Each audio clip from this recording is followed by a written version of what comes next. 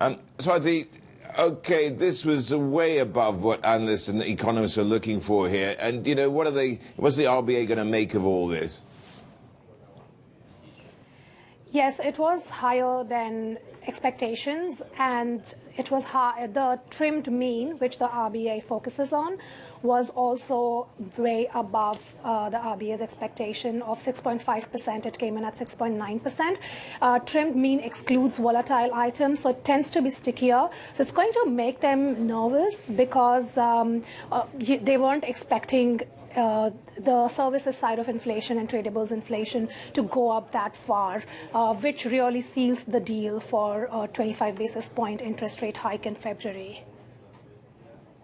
Well, absolutely. And, you know, the thing is, what was the biggest contributor here to these price rises here, Swati? Yeah, the biggest contributor was actually people going on holidays. So travel, accommodation, airfares, both international and domestic, led the price gains. Electricity was one of the contributors as well. We also saw non-tradable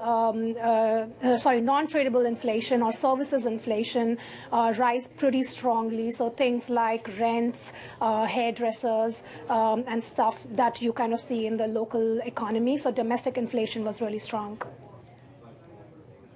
Yep. And also, you know, we've read about inflation in the US, in Britain and Europe as well, and they've seen signs of perhaps a calming, but why is Australia the standout?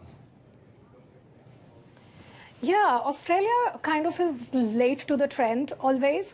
So we saw that Australia was lagging behind the world when inflation was picking up last year. And so we are kind of a bit slow compared to the rest of the world when things are easing too. A lot of economists believe that we are past the peak. So hopefully that is true. And in the current quarter and subsequent quarters, we will see price pressures easing in Australia as well.